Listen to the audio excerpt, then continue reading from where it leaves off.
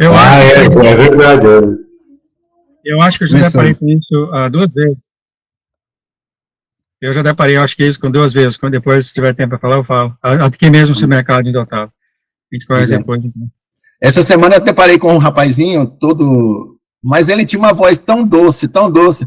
Aí eu falei assim, né, porque da última vez eu perguntei, você é um anjo? Aí eu fiquei na minha, né? Dessa vez eu fiquei na minha. Só que depois que eu fiz tudo por ele lá, ele desapareceu no meio da multidão. Eu falei, deve ter sido, deixa pra lá. Mas ele tinha um rosto parecido com aquele rosto que o senhor põe lá na live. Só que bem fininho, magrinho, sabe? O cabelinho amarrado aqui atrás. Mas o Jones gosta de amarrar. E um rostinho fininho, mas uma voz doce, que, meu Deus do céu, eu nunca vi uma voz tão doce numa escritura. Mas é possível sim, né? É possível. Eu já tive... Então eu já tive meu dia com um anjo. Eu também já, eu acho que sim também, tá, Márcio? Você nunca sabe por certeza, né? Pela situação esquisita, do jeito que as coisas acontecem, do jeito que vem essa pessoa, do jeito que ela apareceu, sabe? Sim, acho que umas duas vezes também, no meu caso. Glória a Deus, amém. Vamos lá, irmãos, quem vai orar para nós começarmos com alegria e força no Espírito de Deus?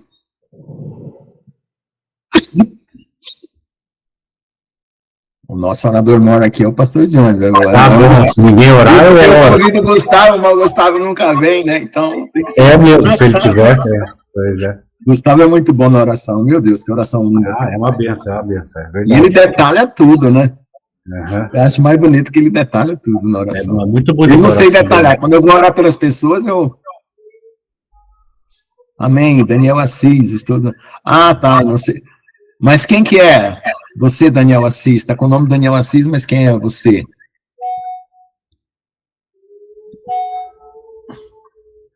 Tá, não Daniel. falou. Tá acusando. Não conheço o Daniel também, eu não conheço, não. Tá, fale quem você é. Célia, a irmã Célia ou a irmã Marisa? É só abrir o áudio e comentar o devido. Pode ser a irmã Célia, então. Pode ser a irmã Célia. Quem fala? Então acho que será que é a irmã Marisa que fala Shalom? Deve ser o Francisco, o irmão Francisco. É o Francisco. Glória a Deus. Vamos orar, irmão, vamos lá. Agora ele vem que nem agente secreto, pô. Ele tá bem misterioso ultimamente, irmão. O irmão Francisco tá bem misterioso.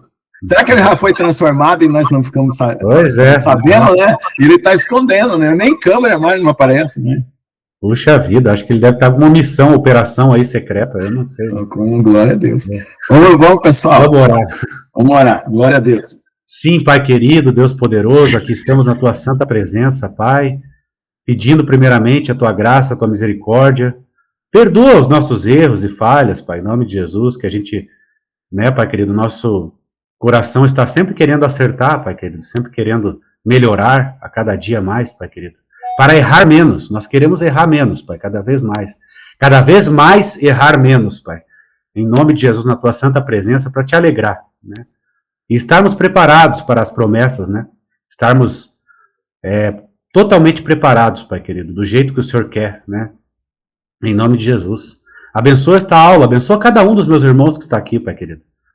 Em nome do Senhor Jesus, vai abençoando cada um, a vida de cada um, Pai querido. O irmão, o presbítero Francisco, Pai, a irmã Gerciane, né, o irmão João Batista, pastor João, o pastor Lucas, a irmã Ricardina, a irmã Sabrina, Pai, vai abençoando cada um e todos que vão entrar aqui, vai abençoando, que repreendemos todo mal, todo ataque, todo intento do inimigo para tentar prejudicar, Pai querido, repreendemos, né, que todos que o Senhor chamou possam estar aqui, repreendemos toda a ação do inimigo para impedir as pessoas de estarem aqui e para impedir, Pai querido, de que a gente tenha entendimento da Tua santa palavra. Por isso, coloca os Teus anjos aqui agora neste lugar, no nome santo do Senhor Jesus, Pai querido. Amém, amém e amém. Amém, glória a Deus. Então vamos continuar aqui onde nós paramos, estamos detalhando aqui as partes mais importantes, né, do Sermão do Monte, para que a gente possa absorver a personalidade do Senhor Jesus, né? O caráter, na verdade, né? E aprender, né, na companhia dele, que é o propósito disso, E aqui nós temos ele está fazendo um contraste, né, da cultura da época, né, do que eles achavam que devia ser, como devia ser, e como Jesus interpreta as situações do reino, né, do amor de Deus. Então, tinha uma lei, que é a lei de Talião, que dizia olho por olho, dente por dente. Isso aí, segundo os historiadores, já foi uma evolução, porque era uma punição proporcional ao crime, né? E antes havia muita violência quando alguém fazia algo para alguém, então alguém descontava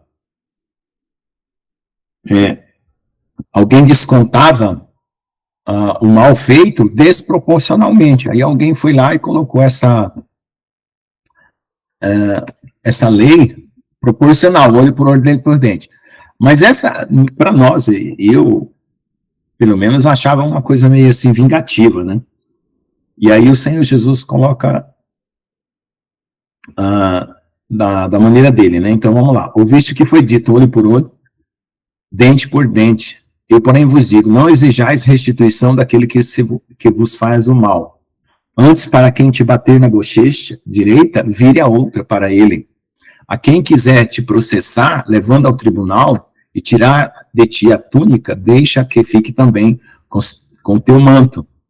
E se alguém te obrigar a carregar uma carga por 1 milha, vai com ele 2. Dá-lhe a quem te pede, e quem quiser tomar emprestado de você, não recuse. Já ouviste o que foi dito? Amarás o teu próximo e odiarás o teu inimigo. Eu, porém, vos digo, amai os vossos inimigos e abençoai o que vos maldizem. Fazei o bem a todos que vos odeiam e orai pelos que vos maltratam e perseguem, para que sejais filhos de vosso Pai que estás nos céus, que faz nascer o seu sol sobre os maus e bons, e faz chover sobre os justos e injustos.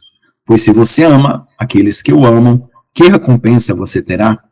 Então, claramente, aqui nas entrelinhas, a gente vê que tem o caráter do Pai, né? O Pai ama todos indistintamente, o Pai não faz acepção de pessoas, o Pai abençoa aqueles que o maldizem, né? Então, todas essas características estão no Pai e no Senhor Jesus, né? Que é a encarnação do Pai.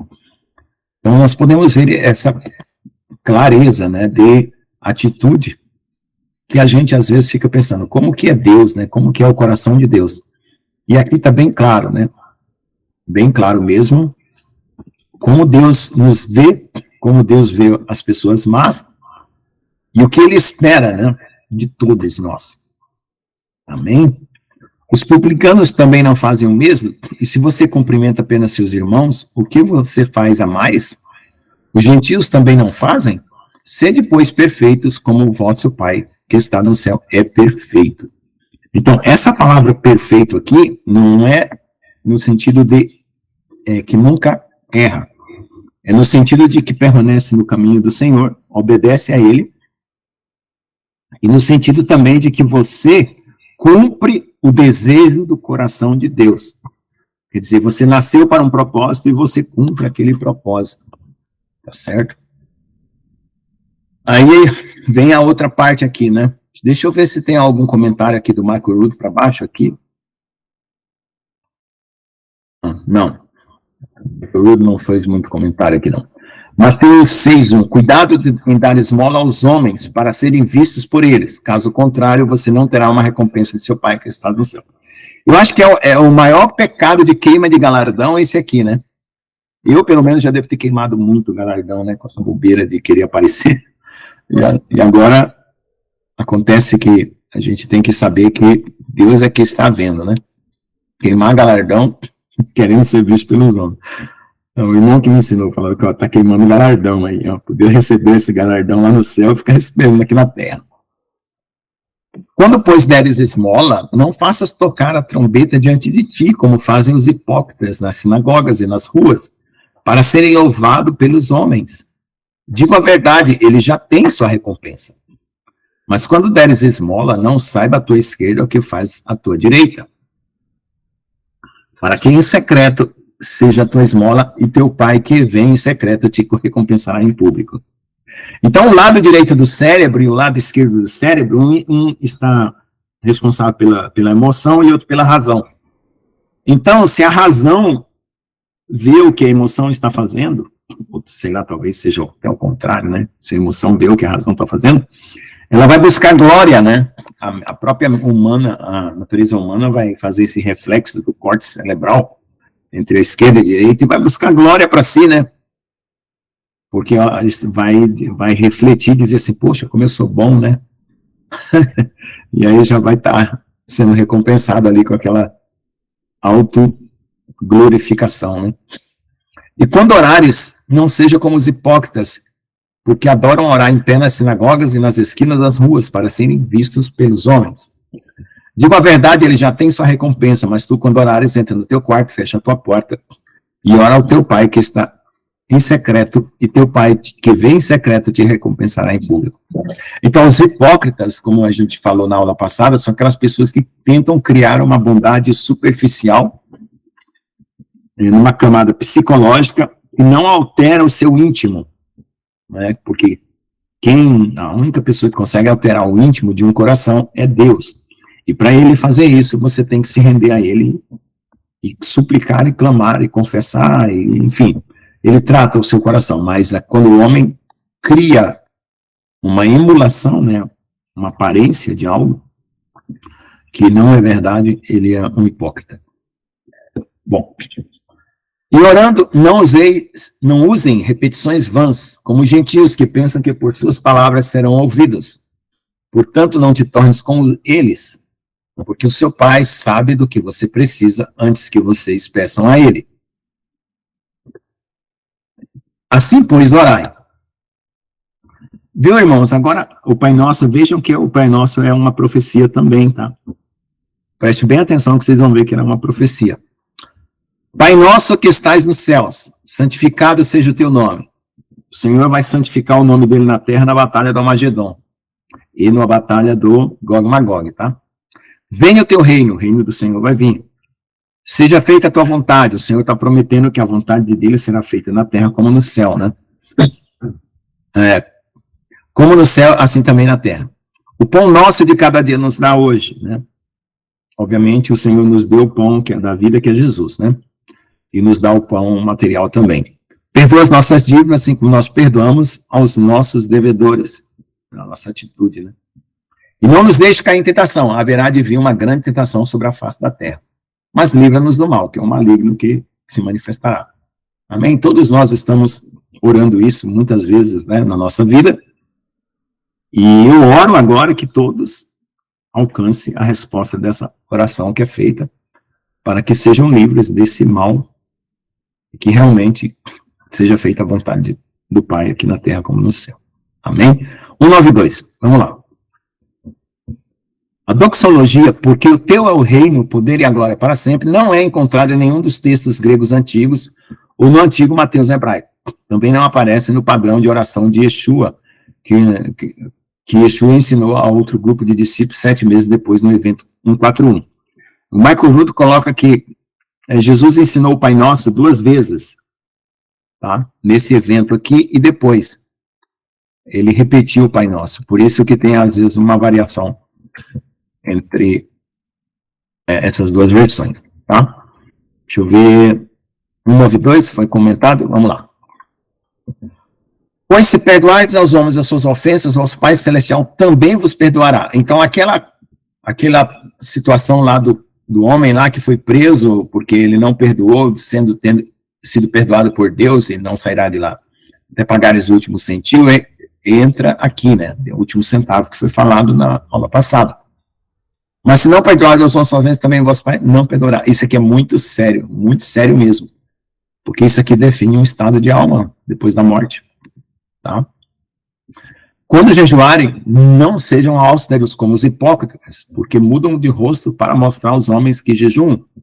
Asseguro que já receberam sua recompensa. Mas quando jejuais, unja a cabeça e lava o rosto, para não mostrar aos homens que está jejuando, mas antes a teu pai que está em secreto, e teu pai que vem em secreto te recompensará, né? Obviamente a pessoa fica desfigurada, né, quando está sem refeições, né? As primeiras vezes eu fiz um jejum total, sem beber água. Aí eu fiquei doente, praticamente. Me inflamou a garganta, me inflamou tudo. Depois eu comecei a fazer jejum bebendo água. Né? Eu tenho problema, dificuldade, né, nos rins e tal. Então, mas o jejum, ele é muito poderoso para mudar situações que você não consegue mudar normalmente, tá? Não, imagina, não foi criada pela Igreja Católica, não, foi criada por Jesus. A Igreja Católica pode ter adaptado algumas frases, né, para o regime, mas não. Ele chama Pai Nosso porque deram esse nome, mas não foi criado pela Igreja Católica, não. Tá? Foi criado por Jesus mesmo. Então, vamos lá. A questão do jejum. Tem um pastor que me ensinou que é bom fazer jejum, é como se você tivesse que entregar um trabalho, né? Quando eu tive que entregar meu mestrado, eu fiquei 72 horas sem dormir. Só no laboratório. E lá na USP, a gente tinha um restaurante dia e noite, uma lanchonete dia e noite. Então, eu ia lá para a lanchonete de madrugada, porque o meu orientador ia embora do país e eu tinha que entregar o mestrado pronto. Fiquei 72 horas trabalhando direto para fechar a minha tese de mestrado. Então, eu tinha uma, vamos dizer assim, uma disposição de terminar aquilo lá ferrenha, né? Então, o pastor Célio, ele fala que você, quando quiser orar, tenha essa disposição ferrenha de não sentir fome. E quando começar a sentir fome é porque você já está no limite, né? E aí você volta a comer. Então, se você aumentar essa resistência, né, e esse desejo de estar na presença de Deus, aí você vai treinando o seu corpo para ficar mais tempo, cada vez mais tempo, em comunhão com Deus. Para não fazer uma coisa que seja um sacrifício que maltrate o seu corpo, né? Não acumuleis tesouros para vós na terra. Eu não sei, se alguém depois quiser, eu vou parar aqui para vocês fazerem todos os comentários para trás aí do que fizer, mas essa prática do jejum eu não estou muito acostumado, talvez tenha gente que jejum bastante, eu jejuo muito, muito, muito pouco, eu oro muito, mas eu jejuo muito pouco. E se alguém quiser passar a sua experiência, eu gostaria de ouvir, porque eu gosto sempre de aprender, né, como que realmente cada um Deus trabalha, porque às vezes você encontra até alguma falha que você está cometendo, né? Tá bom? Não acumuleis tesouro para vós na terra, onde a traça e a ferrugem consomem os ladrões. Esse é o versículo que eu mais gosto. E os ladrões arrombam e roubam. Mas ajuntais o vós tesouros no céu, onde a traça nem a ferrugem consomem, onde os ladrões não arrombam e nem roubam. Pois onde estiver o tesouro, aí está o teu coração. Esse é um dos versículos que eu mais gosto. A lâmpada do sol. Vamos parar aqui e comentar, vamos lá, quem quer comentar aí toda essa página, né? Nós fechamos uma página, nós começamos aqui embaixo e andamos mais um pouquinho. Quem quiser comentar para nós aí, passar suas experiências.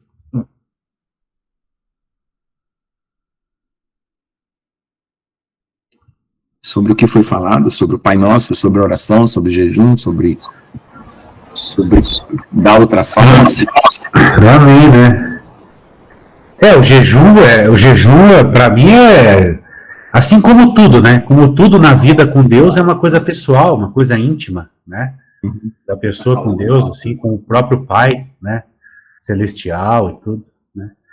Agora, a irmã Sabrina tinha perguntado ali, pastor Lucas, que a oração do Pai Nosso foi criada pela Igreja Católica, né?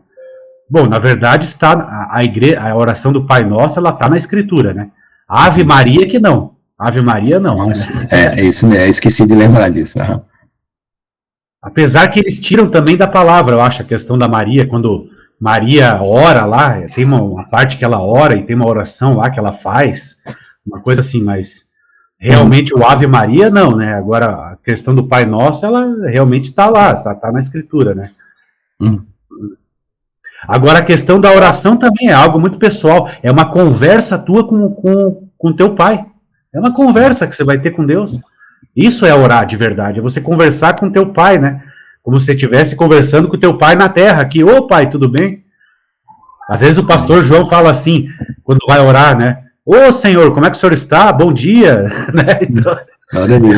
Coisa assim. Verdade. Muito bom isso. Eu estava querendo dizer aqui, na hora da pergunta que eu digitei ali, da oração do Pai Nosso, né? Eu entendi, mas eu estava querendo dizer que é repetitivo, né? Que, como o irmão Lucas falou, o professor Lucas falou, que não pode ter orações repetidas. O que eu estava querendo dizer que o Pai Nosso, Ave Maria, esses daí são, na Igreja Católica, eles repetem muito, né? São orações repetitivas, tá certo? Eu acho assim, tem hora que eu sinto vontade de orar o Pai Nosso, não sei porquê, eu oro.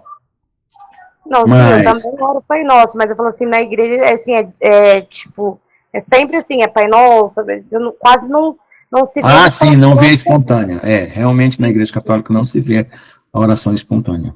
Era só isso mesmo, irmãos. Obrigada. O movimento carismático tinha oração espontânea, mas fora eles, não.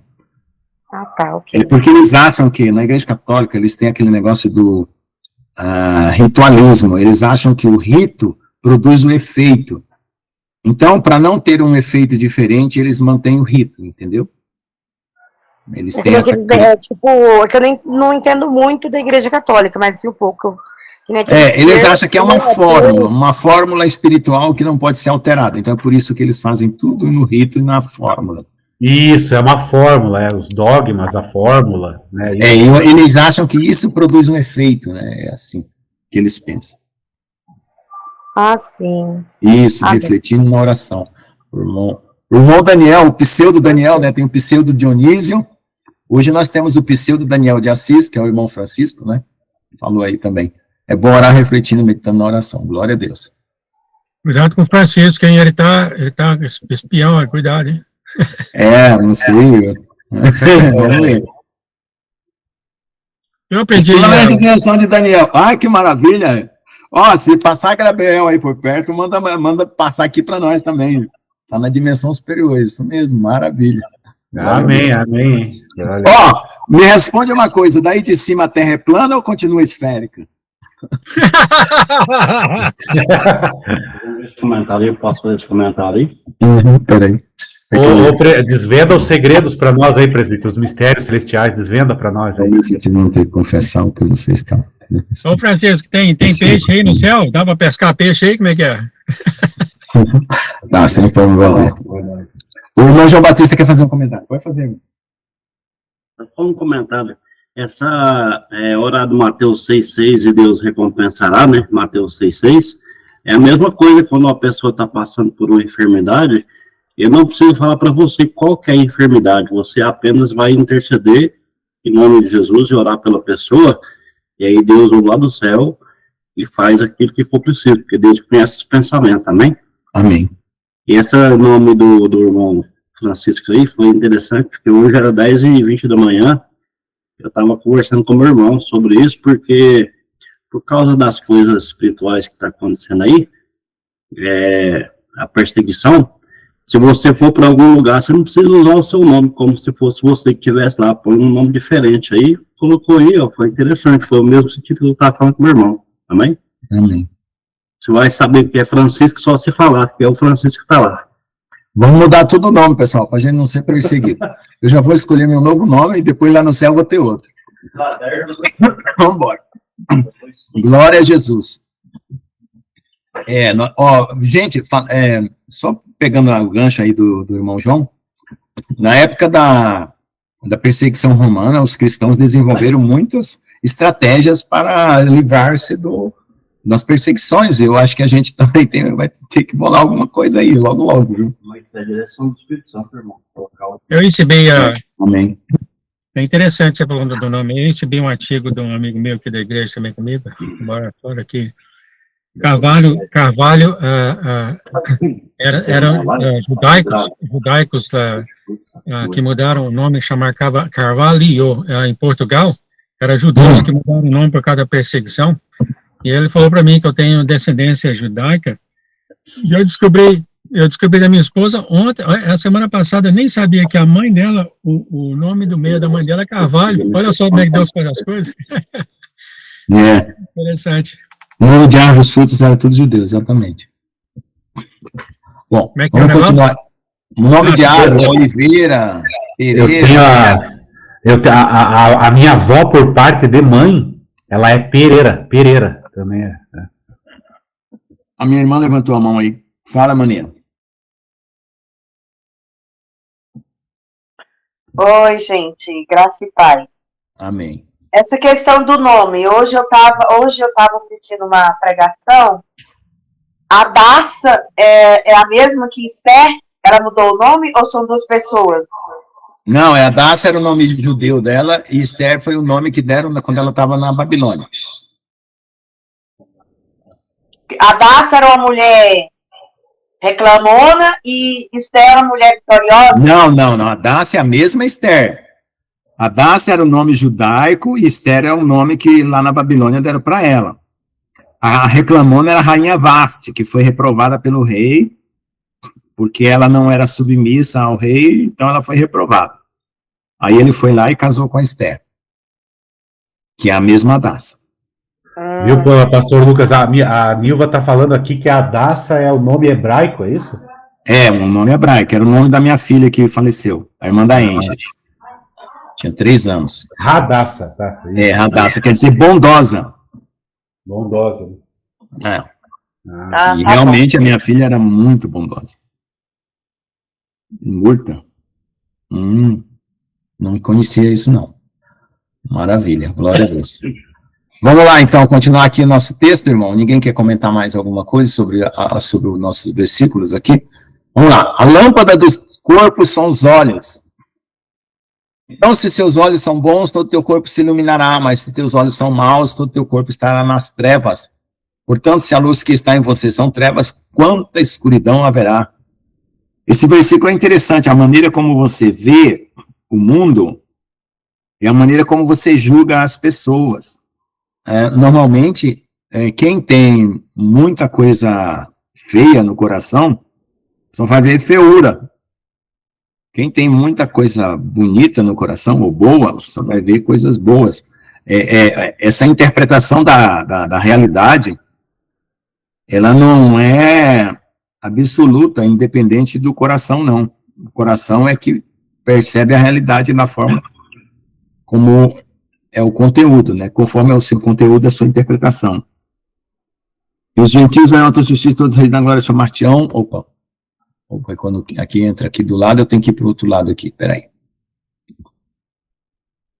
Todos os reis da tua glória e chamar-te-ão por um novo nome que a boca do Senhor designará. Isso, exatamente, Isaías 62, 2.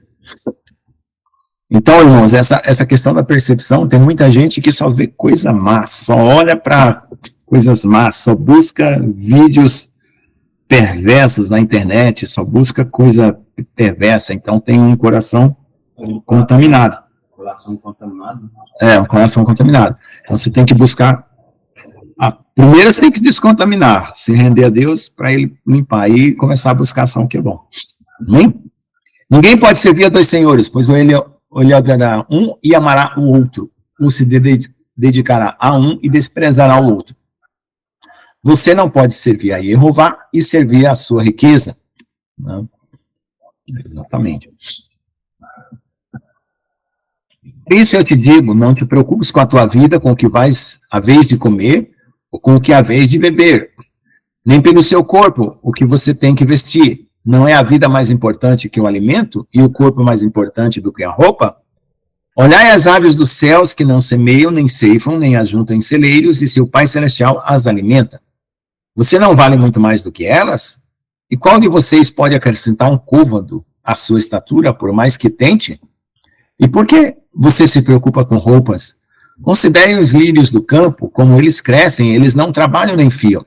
Eu, porém, vos digo que nem mesmo Salomão, em toda a sua glória, se vestia como um deles. E se a grama do campo, que é hoje e amanhã, for lançada na fornalha, o Todo-Poderoso a veste assim, não fará muito mais para vocês, homens de pouca fé. Não vos preocupeis continuamente dizendo que havemos de comer ou beber, ou que vestiremos. Pois os gentios procuram todas essas coisas insignificantes, mas seu Pai Celestial sabe que você precisa de todas essas coisas. Mas busque, né? Aqui ficou faltando ir, né? Primeiro o reino de Jeová e a sua justiça, todas as coisas, estas coisas te serão acrescentadas. Então, é outro versículo desse discurso que eu acho muito lindo, gosto muito, é esse aqui, do 33. Portanto, não se preocupe com o amanhã, pois o amanhã trará a sua própria ansiedade. Seus próprios problemas são suficientes para cada dia. Vou ler aqui os comentários do Michael Rood. Figurativamente, o olho é a visão, a perspectiva do mundo. É realmente aquilo que eu falei, né? Conforme é o olho, é o coração, é como você vê. Côvado. Ele está falando aqui de não aumentar o côvado. Um côvado, o côvado sagrado, é de 52,37 centímetros, que é a unidade de medida usada nas escrituras. É a medida do tabernáculo e ainda pode ser encontrada nas dimensões dos portões da cidade que Salomão construiu, Hazor, Gezer e Megido, que foram escavados em Israel. É a medição do cotovelo da Arca de Noé, encontrada nas montanhas Urartu, no norte da Turquia, e verificada com equipamentos de topografia modernos. É também o côvado, o palmo menor, de Ezequiel 45, que se refere à medida do côvado comum que todo homem carrega consigo diariamente, do cotovelo à ponta do dedo médio, e a largura da palma passando pelo nós dos dedos. Ele está explicando o que é o côvado, né? Não julgue para que não seja julgado. Essa aqui é a coisa mais interessante que acontece, né? E a gente não percebe, né? Sempre a gente está recebendo um julgamento se você andou fazendo algum para trás, né? Aí para trás. Pois com o julgamento que você julga, você será julgado, e com a medida que você mede, você será medido. E porque você olha para a palha que está no olho do teu irmão e não consegue ver a trave que está no teu próprio olho? Ou como dirás a teu irmão, deixa tirar a palha do teu olho, eis que a trave no teu olho, hipócrita. Primeiro remova a trave do teu próprio olho, e então você verá bem para remover a palha do olho de seu irmão. Amém? Então, essa questão é assim, você olhar os defeitos dos outros e fazer a balança dos outros mais pesada que a sua, né? A sua fica bem levinha, né? E a dos outros. Então, você olha os outros com muito mais intensidade e você com baixa intensidade, né? E aí você fala, nossa, que você escandaliza, né? E às vezes a trave, o peso daquilo que você está fazendo é muito maior do que aquilo que o outro está fazendo, né? Então, nós temos que ter balança justa, né? O peso que a gente coloca na gente tem que ser igual ao que coloca no outro, se for o caso, né? Também eu não acho nem que é necessário colocar algum peso de julgamento na situação. Mas a questão aqui é você, né, procurar remover essa hipocrisia, né? Porque o peso de uma trave é 100 vezes maior o peso de uma palha que cai no olho, né? Uma palhinha que cai no olho. E a palhinha do olho, ela vai causar uma coceira e irritação, mas não vai impedir a visão, né? A trave vai tampar toda a visão, né? Não dê aos cães o que é sagrado, nem lance as tuas pérolas aos porcos, para que não as pisem e se virem e te despedaçam. Alguém quer comentar alguma coisa a mais aqui? Vamos continuar. Neste caso em que fala a riqueza, por aqui é dito mamon. Ah, sim. É que aqui, irmão Francisco, essa tradução aqui foi feita por mim, do Evangelhos Cronológicos do Michael Rood, que ele fez essa pesquisa na escala do tempo. Não sei se assistiu as primeiras aulas, eu expliquei. Aí eu tirei essa palavra mamon e coloquei riqueza, mas porque o mamon é um deus conhecido no Oriente como o deus da riqueza. Aí, às vezes, as pessoas não entendem o que é mamon. Aí foi colocado dessa forma para poder ficar mais próximo da nossa realidade ocidental. Vamos lá. Peça e se-lhe-á dado, buscais e achareis, bata e se aberto para você. Essa frase também é muito usada para tudo que se busca na Terra, né? Tudo. Material e espiritual. Pedir, buscar, bater, pois todo aquele que pede recebe, quem procura encontra, e para quem chama será aberto. Qual homem de vocês, né, que se o filho lhe pedir pão, lhe dará uma pedra, Ou se ele pedir um peixe, ele dará uma serpente? Pois se tu, sendo influenciado pelo mal, sabe das boas dádivas aos teus filhos, quanto mais o teu Pai Celestial que está nos céus dará boas coisas aos que lhe pedirem. Portanto, tudo o que você quer que os homens façam a você, faça você também a eles. Porque esta é a Torá e os profetas. Essa é a instrução de Deus e os profetas. Interessante, irmãos, que essa questão de ver o Pai como alguém melhor do que nós, né, que dá coisas melhores, para algumas pessoas é muito difícil. E normalmente, quando você tem uma frustração na sua criação humana, onde você não foi amado pelo pai e pela mãe, você tem dificuldade de focar Deus como sendo um Deus bom. Se houve algum abuso na sua família por meio do pai, da mãe, coisa do tipo, você tem essa tendência, quando você tenta focar a imagem de Deus sobre você mesmo, a você interpretar o Pai do céu da mesma maneira que você interpreta o Pai da terra. Isso é algo que a gente também tem que prestar atenção, tanto como pai, né, na hora de educar, ensinar que Deus ama o filho mais do que ele mesmo, e também na hora de entender as situações que você viveu com a sua família, saber que Deus ama muito mais. Então é um exercício que precisa ser feito, porque muitas vezes as pessoas estão bloqueadas, exatamente porque na família elas tiveram essas dificuldades de encontrar um amor, né? Tem famílias que não conseguiram transmitir um amor sincero, foi um amor de interesse. Se você está bem, todo mundo está bem com você. Se você está mal, aí eles te deixam para lá. Isso é muito perigoso no ambiente da família, isso na formação do caráter da criança e do jovem, né?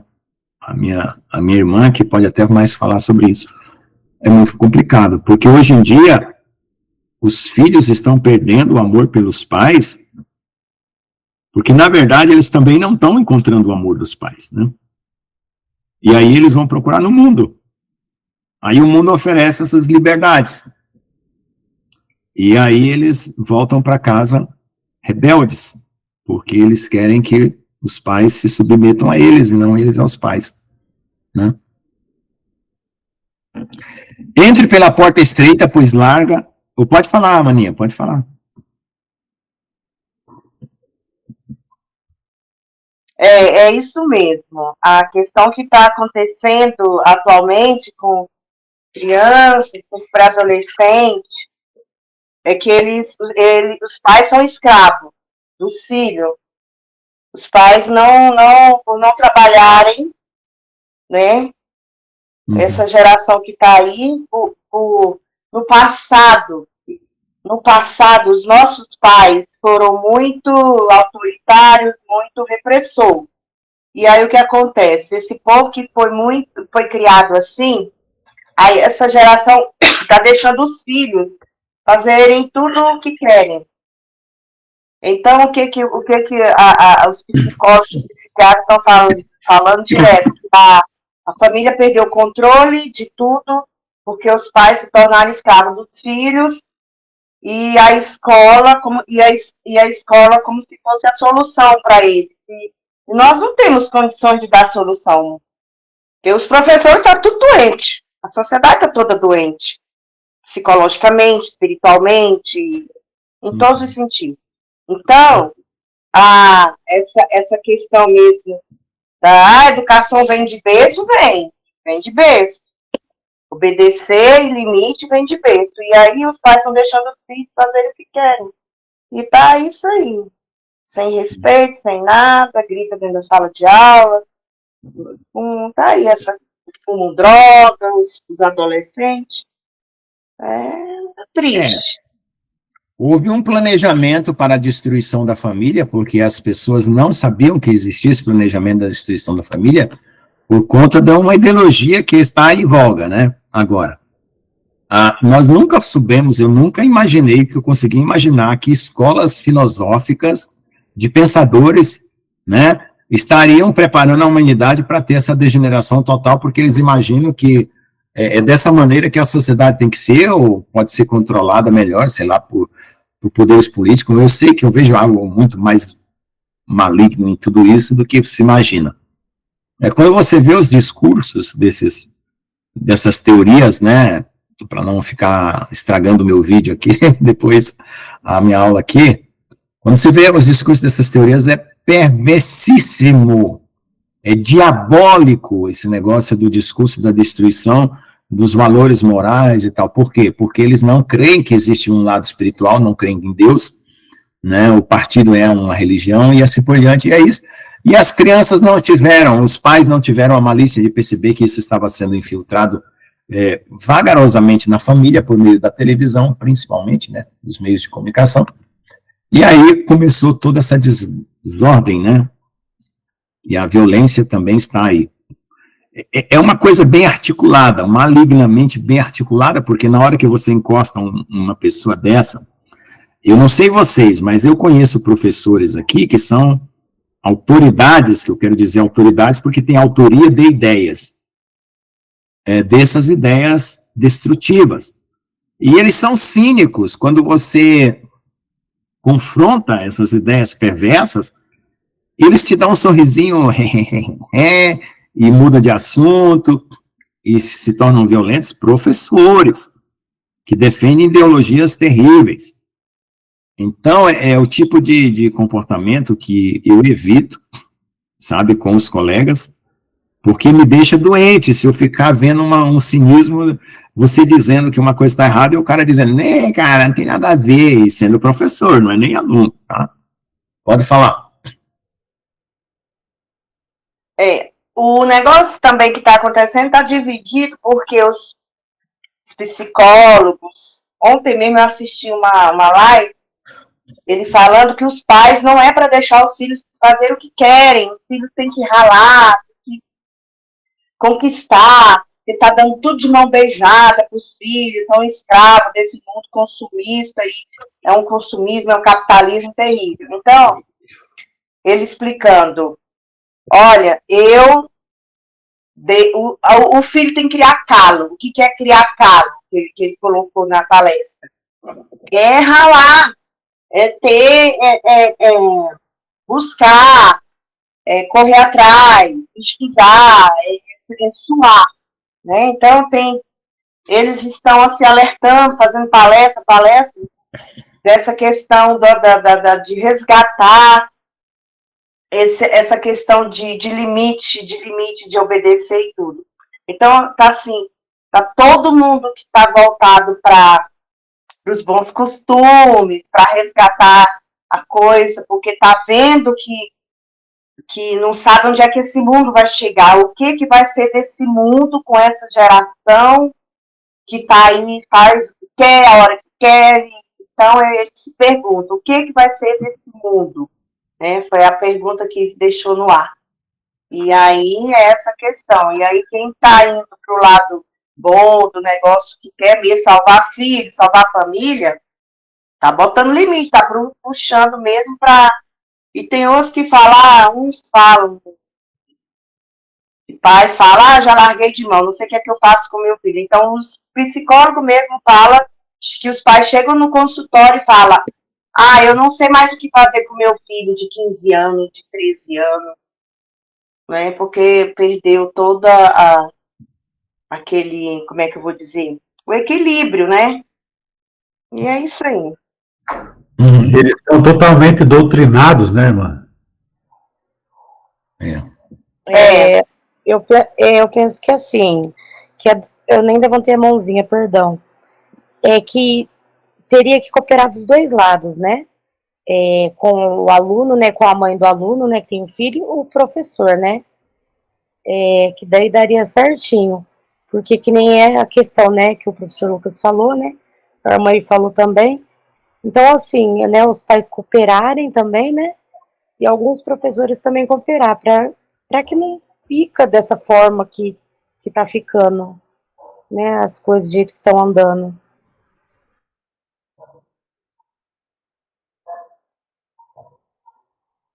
Pode falar. Sim, a escola, o sistema de ensino, pelo menos que a gente vê, não está tendo condições de fazer essa parceria. A gente pede muito a parceria da mãe na escola, da mãe com os filhos, né? E é que são crianças pequenas, de 4, 5 anos que eu trabalho, né? Então, o que está acontecendo? Não tem vaga não tem vaga para psicólogo, não tem vaga na rede pública para psiquiatra, não tem psicólogo na escola, não está tendo esse acompanhamento na rede pública. Então, as mães que estão buscando socorro, que pedem socorro, ela pede socorro para a gente, que é professor. E a gente se desdobra em cima dos livros, em cima de cursos, em cima de palestras, para orientar, porque eu não sou psicóloga, eu fiz curso, estudei, mas eu não sou formada em psicologia. E o básico do básico, tem gente que não está sabendo nem criar filho, entendeu? Mas é a questão que eu falo lá na escola. A Secretaria de Educação peca muito em relação a não dar uma assistência aos pais, assistência psicológica. Precisa sim. A particular é top, a particular tem tudo. Mas a rede pública não tem, e onde está maior como é que eu vou dizer? A fragilidade é maior, os pais, a família estruturada, como o Lucas falou, famílias que vêm de abuso, de tanta coisa, então tá assim, tá a bola de neve. Mas eu falo mesmo que essa questão não está tendo nem para as crianças, nem para os alunos e nem para os pais, não é? Não tem vaga, e nem psicólogo que teria que ter na escola, não tem, tá um caos. Tem que marcar posto, tem que ir atrás disso, daquilo, demora 2 meses, é uma burocracia tanta, enfim, é isso mesmo. Tá bom, vamos continuar aqui então. Essa palavra cinismo que eu uso aí, eu sei que tem todas as conotações filosóficas das escolas filosóficas, né, como tem aquela outra do sofista, mas eu uso ela como uma pessoa que não tem valores, e quando você mostra para ela o valor de algo, ela simplesmente despreza, né, como a bondade, a retidão, a verdade, a sinceridade, simplesmente ela te dá uma risadinha e fala, isso não é nada, não serve para nada, né? É o tipo de coisa que eu encontro dentro da universidade. Bom, vamos lá. Acautelai-vos dos falsos... desculpa, pulei aqui. Entre pela porta estreita, pois larga é a porta e amplo o caminho que conduz à destruição, e muitos são os que entram por ela, porque estreita é a porta, apertado o caminho que conduz à vida, e os poucos são quem encontram ele. E a própria porta é Jesus, tá bom? A porta larga é o mundo. Por que Jesus está falando que ele é porta estreita? Porque você tem que renunciar a si mesmo. Por que você tem que renunciar a si mesmo? Porque o fruto do bem e do mal gerou um falso eu dentro de você. Um eu que busca a glória de si mesmo. Um eu que não glorifica a Deus, que não obedece, não teme, não ama. É cínico, é perverso. E você tem que renunciar a tudo isso porque você está vivendo um falso caráter. Ou um caráter deformado. É interessante que ninguém se reporta à origem desse pecado que é a árvore do bem e do mal. Toda vez que se trata de psicologia, dessas coisas perversas que as pessoas praticam, a psicologia não leva em conta o pecado. Não existe o conceito de pecado na psicologia e na ciência, como também não existe na antropologia, talvez na filosofia cristã exista, né? Então, eu não acredito em nenhuma ciência, eu sou formado em ciência, mas eu não acredito em nenhuma ciência que deixe de lado evidências, né, concretas da realidade. Para mim, ela está falsificada. Tá bom? Acautelai-vos. Pode falar, pastor Johnny. Que nem a gente estava conversando lá sobre a desonestidade intelectual lá, né? Tudo. Uhum. Exatamente. Acautelai-vos dos falsos profetas, que vêm a voz disfarçada de ovelhas, mas por dentro são lobos famintos. Você os conhecerá por seus frutos. Por acaso você colhe uvas e espinhos ou fígados de cardos? Assim toda árvore boa dá bons frutos, mas toda árvore má dá frutos ruins. A árvore boa não pode dar frutos ruins, nem a árvore ruim pode dar frutos bons. Toda árvore que não dá bom fruto é cortada e lançada no fogo, portanto, pelos seus frutos conhecereis. O mundo espiritual, ele é um software do mundo material. Nós estamos na era da tecnologia, com hardware e software, considerando software e hardware para fazer melhorias tecnológicas, mas no que diz respeito à sociedade humana, o único software que eles interpretam é a psique. E eles querem explicar tudo pela psicologia e não é suficiente para explicar os males da humanidade. E não leva em conta a palavra de Deus e a realidade espiritual de demônios e perversidades e da origem dessas perversidades. Então, eu sou um forte defensor de que as pessoas percebam isso. Na Associação Brasileira Cristã de Ciência, que o qual eu faço parte, a BC2, numa aula eu coloquei, eu não consigo acreditar na psicologia, meus amigos. E era uma professora de psicologia, um outro lá, historiador lá. Eu não acredito na psicologia nem a pau. Vocês não conseguem me convencer de nada da psicologia. Por quê? Porque vocês não fazem uso de uma realidade espiritual e não colocam a origem dos males humanos, que é o pecado. Então, o seu modelo está falho, totalmente falho. Certo? Assim. Ó, o Leibniz, que é um grande filósofo, falou assim como, usando a trajetória da bala de um canhão, não se pode prever os motivos de uma guerra, eu repito agora dizendo aqui, assim como, usando a teoria do Big Bang, a teoria evolucionista, não se pode entender nada do mundo espiritual. Certo?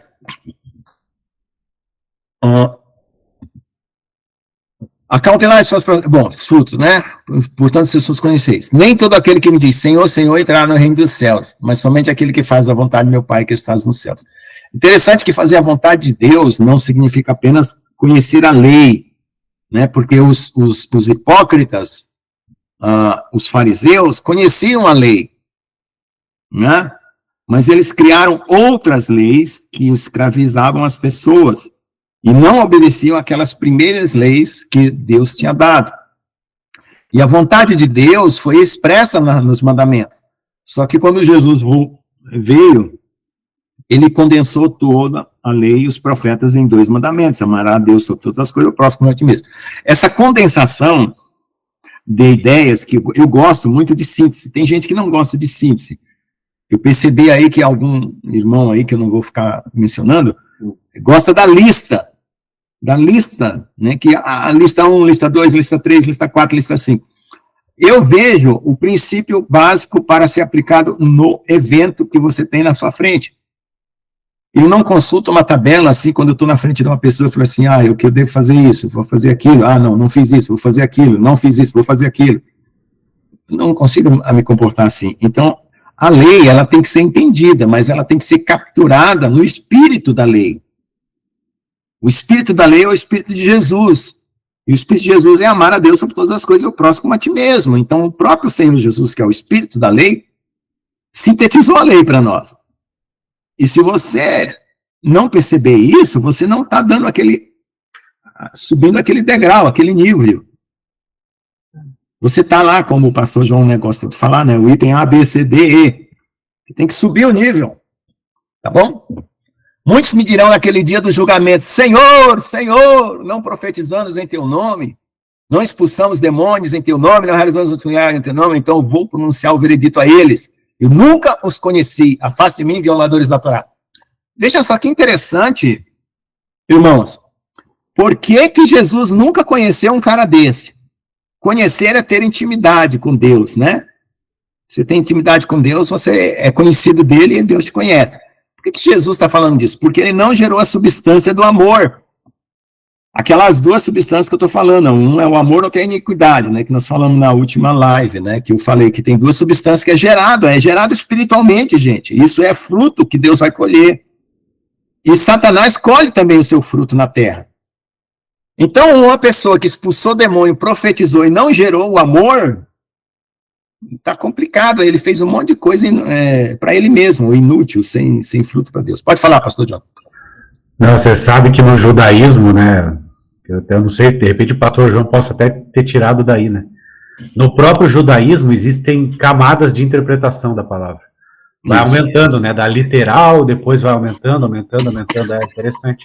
Tem analógica, anagógica, tem a comparativa, tem várias. Pode falar, pastor João.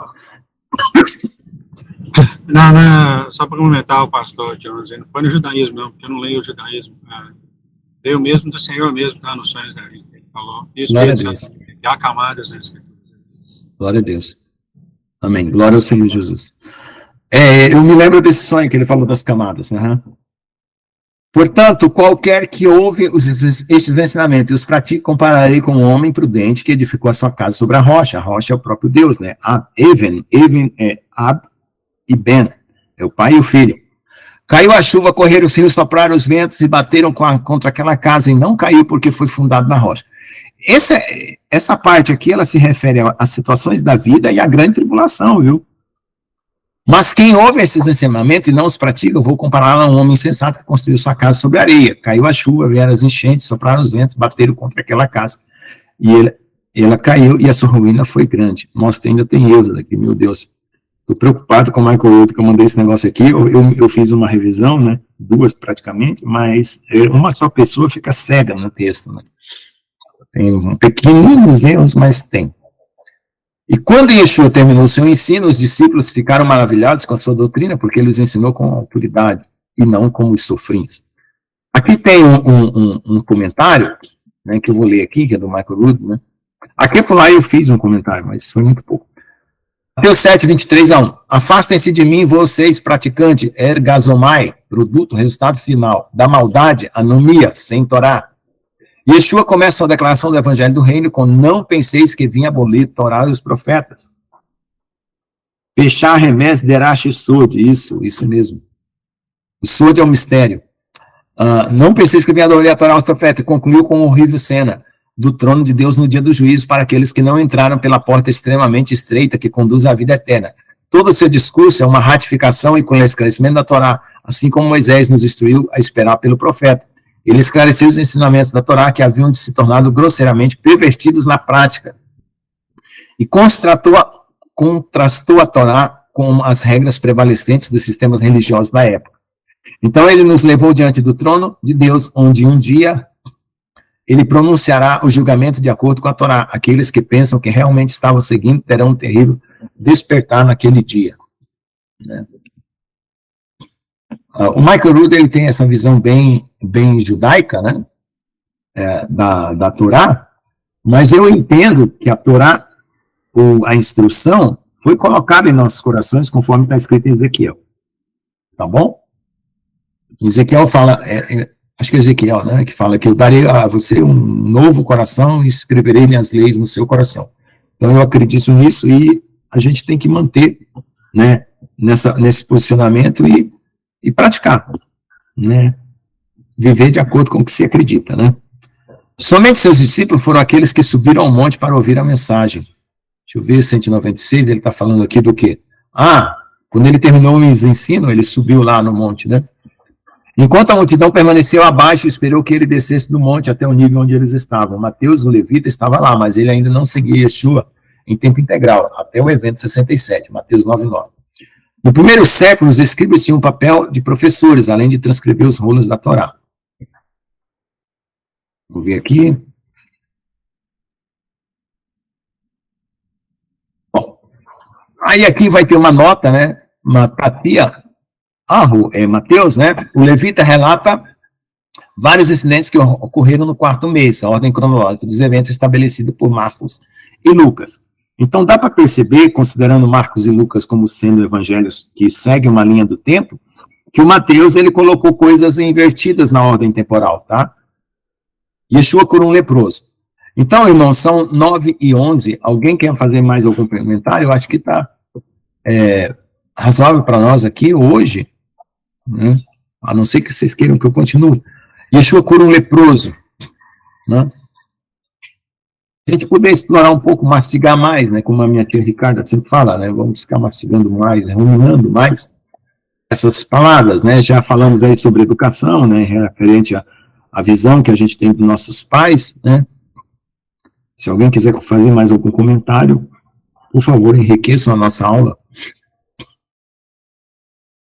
O irmão Francisco aí está fazendo os comentários por texto, né? Amém. Eu vou só, pedindo licença um pouquinho. Não, só para voltar lá no comecinho, só um comentário aqui, né? Que a gente Pode falou falar. lá das orações, estava falando da Ave Maria, né? Uhum. Só que a própria Ave Maria, sim, foi tirado da palavra, né? Porque quando o anjo fala assim para Maria, salve, né? Eu acho que o ave deve ser desse salve aí, né? É o salve romano. Daí ave, salve agraciada, né? Cheia de graça. O Senhor é contigo, bendita és tu entre as mulheres, né? Depois ele fala, depois a Isabel fala lá, bendita és tu entre as mulheres, né? Bendito o fruto do teu ventre. Então eles tiraram da palavra, mas o objetivo dela está errado, né? A intenção, o objetivo dela, dessa oração, né? Porque virou uma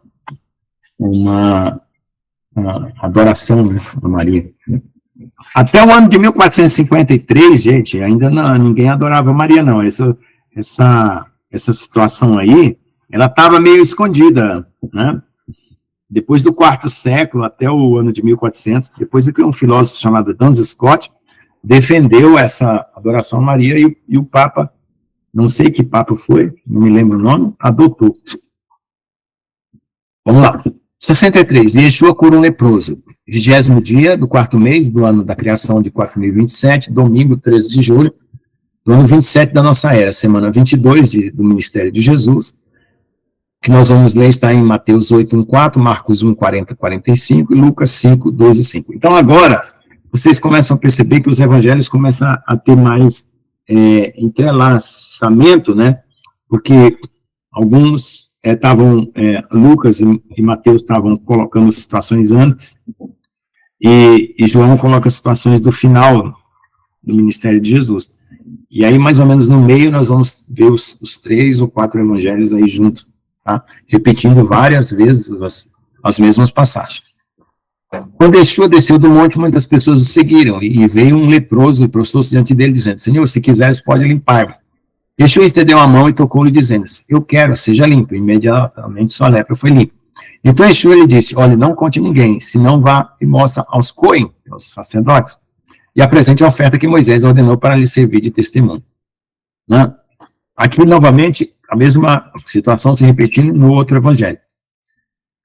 O leproso aproximou-se dele, rogando e ajoelhando, e disse, se você quiser, pode me limpar. E Yeshua, tendo misericórdia dele, estendeu a sua mão, tocou e disse, eu quero, seja limpo. E quando ele falou, imediatamente a lepra deixou, e ele ficou limpo. Então ele carregou com rigor e logo depois o despediu.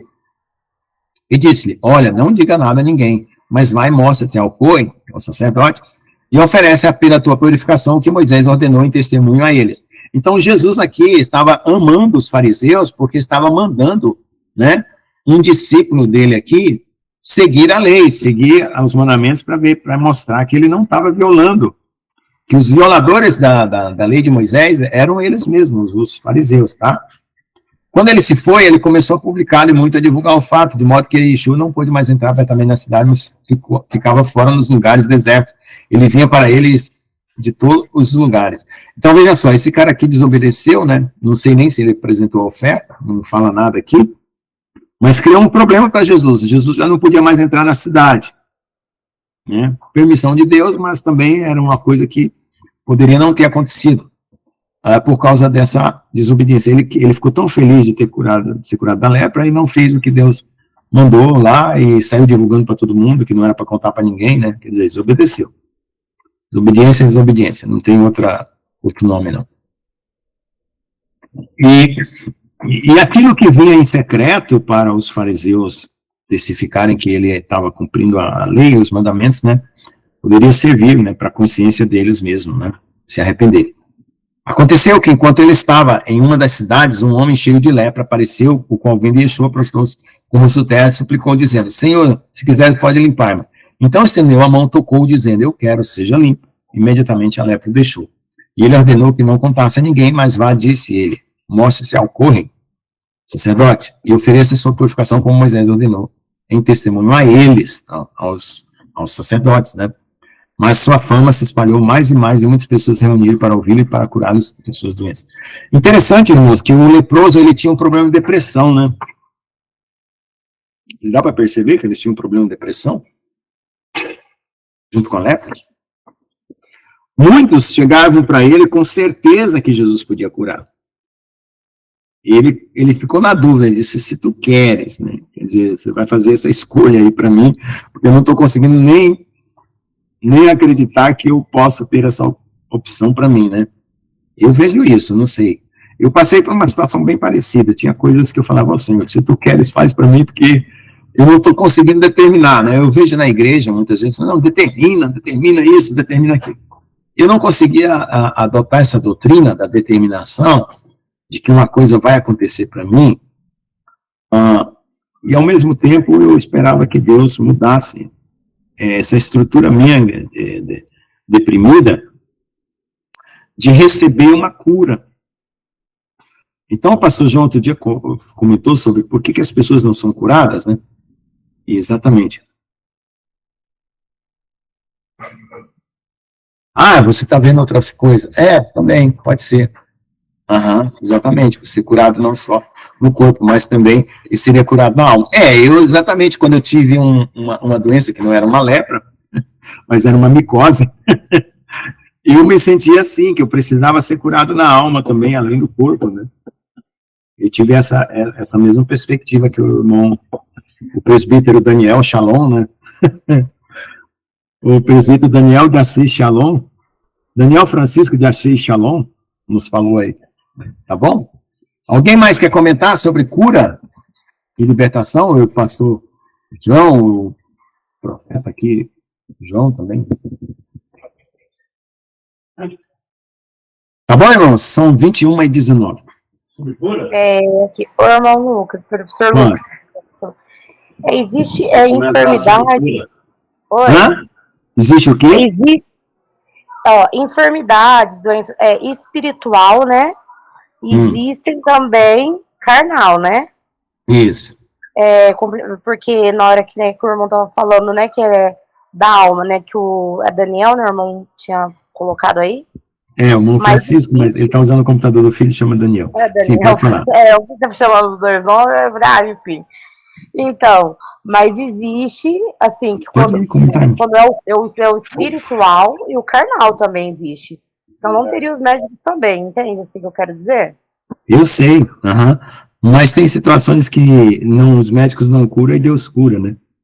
Sim. Pode falar, irmãzinha. Essa questão das doenças é o seguinte, existem sim as doenças crônicas, depressão crônica, estresse crônico, e tem os adquiridos, porque a pessoa já nasce com depressão crônica, tem crianças que são deprimidas, então já vem do DNA, não é? Pela a explicação que eu tive de um psiquiatra, tem essa questão sim, tem crianças que nascem, que tem a depressão crônica e tem a depressão adquirida, que a morte de um parente, a pessoa perde o emprego, perde isso, perde aquilo, entra em depressão, traumas, outras coisas. Mas existe sim, do lado carnal, que a irmã falou aí, que é a questão mesmo física, que nós somos corpo, carne e sangue, a gente não é espírito ainda. E tem as espirituais também, né? Agora, a espiritual que eu observo e que eu sinto muito e que eu oro muito, que é a inveja. A inveja, ela adoece as pessoas. O espírito da inveja, o espírito dessa coisa de perseguir, a inveja é um grau terrível eu vejo como uma doença espiritual, porque a pessoa que tem inveja de você adoece. Você adoece, você tem dia que estar debilitado, você tem dia que estar... eu vejo como um vampiro espiritual, é o que eu falei para a minha psicóloga, né? Eu vou na minha psicóloga. Existem os vampiros espirituais, existe o sanguessuga, é impressionante.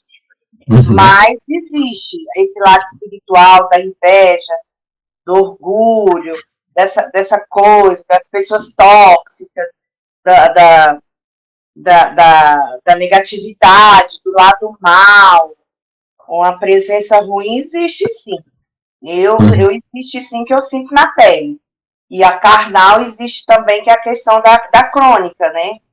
Que já vem no nosso DNA. Mas Jesus cura. Jesus ressuscita morto, ressuscitou Lázaro. Deus pode curar, né? Mas a gente também tem que fazer a nossa parte em relação... porque eu cheguei a uma depressão profunda terrível na pandemia, né? Mas por uma questão de... como é que eu vou dizer? De cobrança demais do emprego, cobrando demais, né? Eu entrei em desespero. Mas isso não impede a gente buscar a saúde, buscar alimentação saudável, atividade física, ler Bíblia, e buscar reter o que é bom, porque a gente ainda está no mundo aqui, a gente é carne. A gente pode dar uma parada cardíaca qualquer hora, pode dar um AVC qualquer hora, dar um surto qualquer hora. Então, tem esse lado, os dois lados. Amém. Essa é a minha opinião. Muito bem. Pastor Jones, quer comentar? Pode falar. Amém. Não, é verdade, né? Eu concordo, porque nós, como nós estamos na Terra, nós nascemos aqui pelas vias naturais, né? Nós estamos sujeitos às leis dessa terra, né? Tanto que a chuva cai sobre os justos e os ímpios, sobre todos, né? O sol nasce sobre todos, né? Então é óbvio, nós temos aí vírus, bactérias, né? Temos aí as predisposições genéticas, temos coisas que acontecem naturalmente, que fazem parte da vida, né? Fazem parte da onde nós estamos, né? Agora, a questão, lógico, aí como a irmã Gerciane falou, às vezes entra a questão aí da inveja, ou coisas espirituais, feitiçarias, né, ou coisas que alguém invejoso pode fazer contra você, né, algum trabalho, alguma coisa, aí sim, aí geralmente a gente orando ou ungindo, aquilo vai ser, né, destruído. Agora a questão física aí já é mais complexa, né. Jesus Cristo curou coisas físicas, né? Ele tinha, digamos assim, autoridade até sobre a natureza, sobre tudo, assim, né? Mas aí é como a gente entrou na questão aí que, né, o pastor João fala tanto, os níveis de interpretação da Bíblia. Aí já precisa de níveis maiores, né, de interpretação para certas coisas que acontecem, né? Mas a gente sabe que realmente o próprio Senhor Jesus, ele tinha realmente até autoridade sobre as doenças físicas e sobre até a natureza, sobre as coisas, sobre as leis físicas também, né? Amém. Vou lançar uma pergunta para vocês pensar. Se Jesus era Deus que se esvaziou de toda a sua glória e todo o seu poder e se tornou um homem, como é que ele conseguia fazer os milagres pela fé? Será que a fé era uma alternativa? Porque a fé se tornou uma alternativa para nós, né? Que não temos o poder de Deus. Pode falar. Bom, eu tenho meu tempo. Repete aí a pergunta, porque... Gostei. Dois querem responder, virou polêmica, legal. Não gosto de polêmica, eu gosto de opinião. Vamos lá. Se Jesus é Deus que se esvaziou de toda a sua glória, de todo o seu poder... Então, como é que ele conseguiu manipular as coisas na terra, doenças, a tempestade, usando a fé? Quer dizer, então, quero o quê? Uma alternativa para nós também? Não, a fé... Não, peraí, tá confusão no meu cérebro. Porque, olha só, eu vejo Jesus curou a mulher com fluxo de sangue 12 anos, seria uma menopausa terrível que eu vejo. Porque eu tô na menopausa, hemorragia horrível. Jesus curou a mulher com fluxo de sangue, curou o cego, o coxo, ressuscitou Lázaro, fez um monte de coisa. Não era fé? E a gente não tem que buscar nessa fé também? Eu sei, mas eu tô querendo dizer assim... Ou eu tô errado? Não, tá certo, eu só tô querendo dizer assim, Deus tirou todo o poder, né, se despiu de todo o poder e assumiu a forma humana, e só ficou com a fé. e para fazer as mesmas coisas que ele poderia ter feito. Não, eu creio que isso dá margem. Essa pergunta bugou minha mente agora, meu Deus. Vai. Meu pastor, Deus. até o João quer falar aqui. Tá todo mundo querendo falar, tá vendo? Não, espera aí que eu vou só fazer um comentário, que isso aí o Espírito Santo tinha trazendo cedo para mim hoje. Lúcifer fez todas as coisas que fez na Terra aqui por vingança contra Deus, né? Fazendo todas as maldades que fez com as pessoas. Aí Deus, sabendo que ele ia fazer isso, porque Deus sabe todas as coisas, falou assim, já que ele é o discernidor, né, ele não vai discernir que eu sou Jesus, eu vou descer lá na terra como Jesus, e ele não vai saber disso. Aí ele mandou crucificar o próprio Deus. Então Deus ele fez isso para mostrar para ele que é ele que manda, ele que é o Criador, não tem esse negócio do demônio mandar nas coisas de Deus, não. Nós somos criação de Deus, tá? Amém? Amém.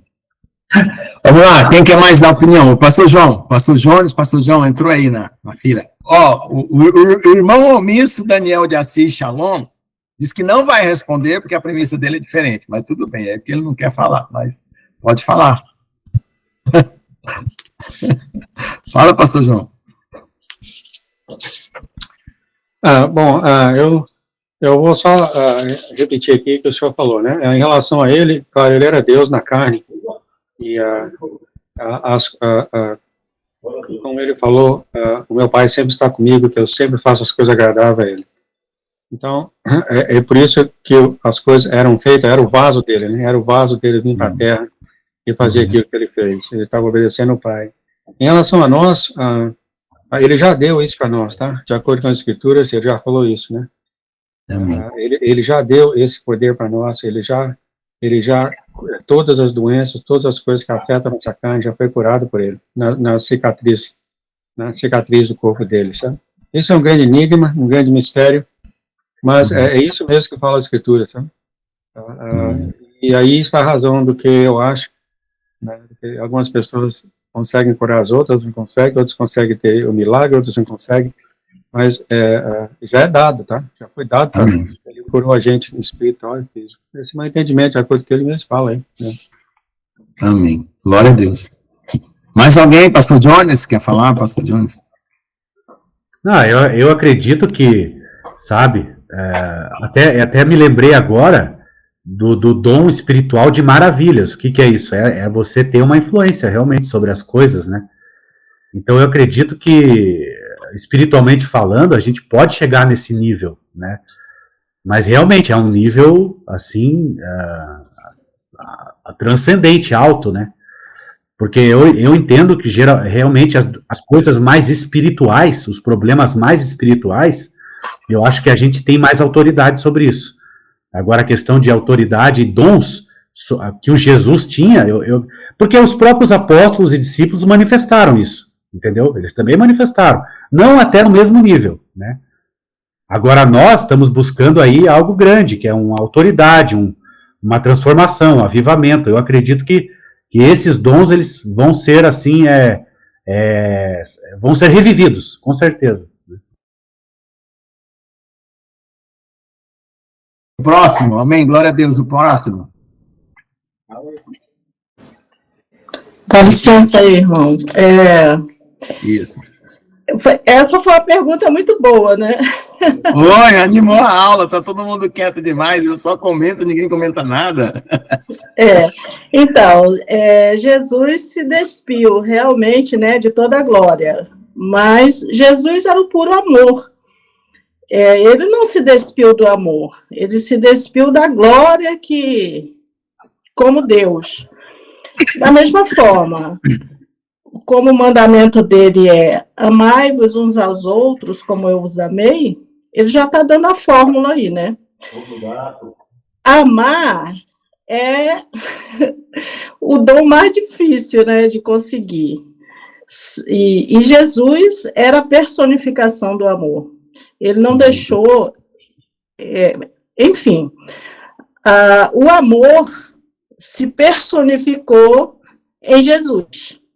Ele era homem como nós, mas a essência dele era o amor. E é isso que nós temos que buscar, né? É a minha visão. Amém. Amém, glória a Deus. Nós tínhamos falado ali que pessoas fizeram muitos milagres e maravilhas no nome do Senhor, mas o Senhor não conhecia, então faltou o amor também, né? Então, se ele não conhecia, porque eles não faziam por amor. Então, não é a questão de ter poder, né, de fazer as coisas, é questão de, em primeiro lugar, fazer o alicerce, né, que é o correto. O restante vem depois, né? Amém? Quem que vai falar ainda na fila aí? Falou do pulo do gato, irmão. O irmão João está falando que Deus deu o pulo do gato, que o Satanás não esperava, que ele estava aqui na terra como homem. Glória a Deus. Aleluia. Glória a Deus. Vamos lá, pessoal. Amém. Mas é isso, né? A gente vê o seguinte também, tem uma coisa.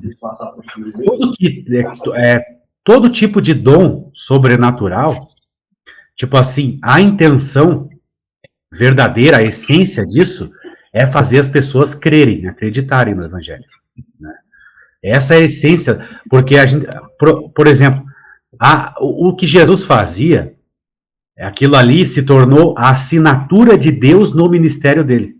Uhum. A assinatura de Deus, que o que ele falava era verdade. E nós temos que ter essa essência também, né? Amém. Agora, a coisa linda é o seguinte, todo mundo que foi para Jesus, ele curou. Ele nunca desprezou ninguém. Todos que iam a ele curava, porque ele sentia compaixão pelas pessoas, né? Agora, todas as pessoas do mundo foram curadas quando Jesus estava aqui? Não.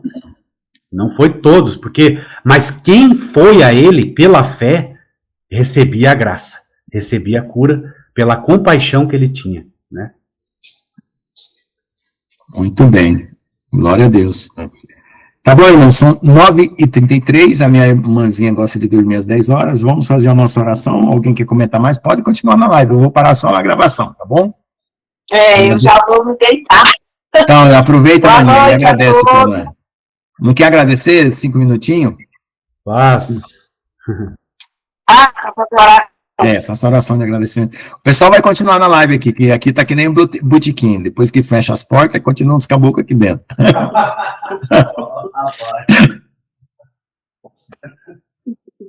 Pode olhar.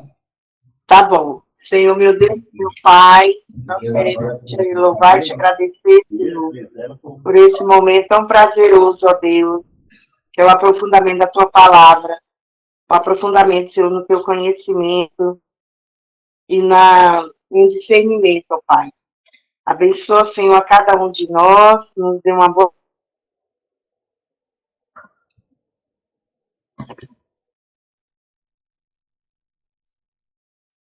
Cortou o áudio? A conexão lá é ruim, lá em Brasília. Que o Espírito Santo esteja conosco em todos os momentos até a tua volta, Pai. Em nome de Jesus, amém. Amém. Viu, irmão? Vou só parar a gravação da aula, vocês podem continuar na live conversando aí, porque como não é gravado, vocês podem falar muita coisa que não pode ser falada aqui, porque